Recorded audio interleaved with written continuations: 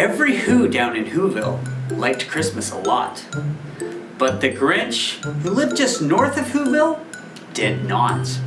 The Grinch hated Christmas, the whole Christmas season. Now, please don't ask why. No one quite knows the reason. It could be that his head wasn't screwed on quite right. It could be perhaps that his shoes were too tight. But I think that the most likely reason of all may have been that his heart was 2 sizes too small. But whatever the reason, his heart or his shoes, he stood there on Christmas Eve, hating the Whos, staring down from his cave with a sour, grinchy frown at the warm-lighted windows below in their town. For he knew every Who down in Whoville beneath was busy now, hanging a mistletoe wreath. And they're hanging their stockings, he snarled with a sneer. Tomorrow is Christmas, it's practically here. Then he growled with his Grinch fingers, nervously drumming. I must find a way to stop Christmas from coming. For tomorrow, he knew, all the Who girls and boys would wake up bright and early. They'd rush for their toys, and then, oh, the noise. Oh, the noise, noise, noise, noise. That's one thing he hated. The noise, noise, noise, noise. Then the Whos, young and old, would sit down to a feast. And they'd feast, and they'd feast, and they'd feast, feast, feast, feast. They would start on Who pudding and rare Who roast beast, which was something the Grinch couldn't stand in the least. And then they'd do something he liked least of all. Every Who down in Whoville, the tall and the small, would stand close together with Christmas bells ringing. They'd stand hand in hand, and the Whos would start singing. They'd sing, and they'd sing, and they'd sing, sing, sing, sing. And the more the Grinch thought of the Who Christmas sing, the more the Grinch thought, I must stop this whole thing. Why, for 53 years I've put up with it now. I must stop Christmas from coming. But how? Then he got an idea. An awful idea. The Grinch got a wonderful, awful idea.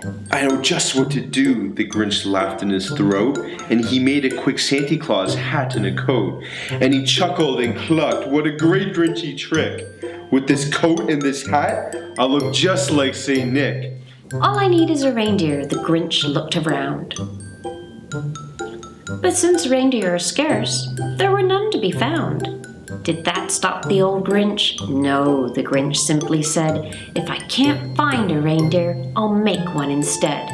So he took his dog Max, then he took some red thread, and he tied a big horn on top of his head.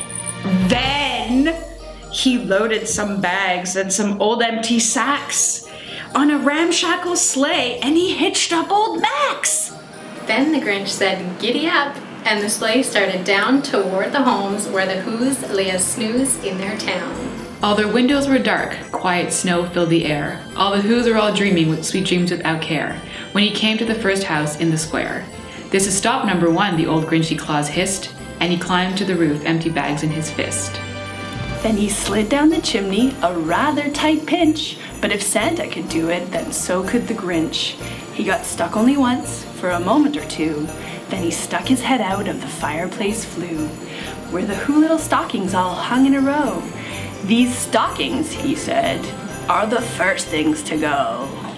Then he slithered and slunk, with a smile most unpleasant, around the whole room, and he took every present, pop guns and bicycles, roller skates and drums, checkerboards, tricycles, popcorn and plums.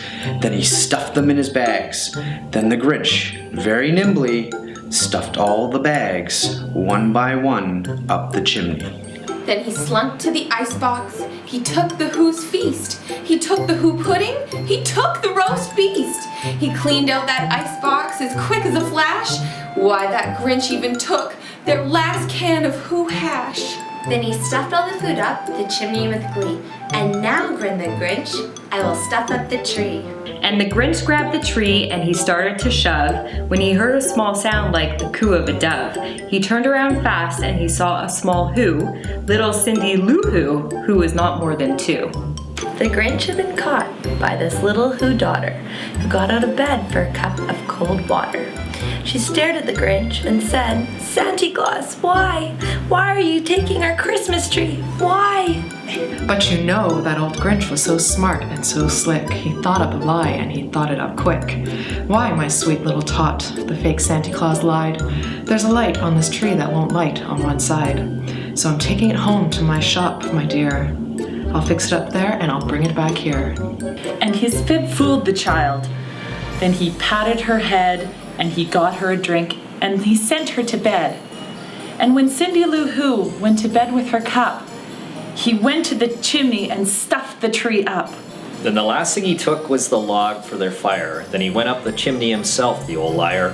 On their walls he left nothing but hooks and some wire. And the one speck of food that he left in the house was a crumb that was even too small for a mouse. Then he did the same thing to the other Who's houses, leaving crumbs much too small for the other Who's mouses. It was dawn. All the Who's still in bed. All the Who's still a snooze when he packed up his sled. Packed it up with their presents, the ribbons, the wrappings, the tags, the tinsel, the trimmings, the trappings. 3,000 feet up, upside of Mount Crumpet, he rode to the tip-top to dump it. Pooh, pooh to the Who's, he was grinchiously humming. They're finding out now that no Christmas is coming. They're just waking up, I know what they'll do. Their mouths will hang open a minute or two. Then all the Who's down in Whoville will cry, boo-hoo. "That's a noise," grinned the Grinch, "that I simply must hear." So he paused, and the Grinch put a hand to his ear. And he did hear a sound rising over the snow. It started in low, and then it started to grow. But the sound wasn't sad. Why, the sound sounded merry. It couldn't be so, but it was merry, very. He stared down at Whoville. The Grinch popped his eyes. Then he shook. What he saw was a shocking surprise.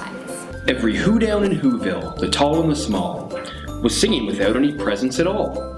He hadn't stopped Christmas from coming, it came. Somehow or other, it came just the same. And the Grinch with his Grinch feet ice cold in the snow stood puzzling and puzzling. How could it be so? It came without ribbons, it came without tags, it came without packages, boxes, or bags.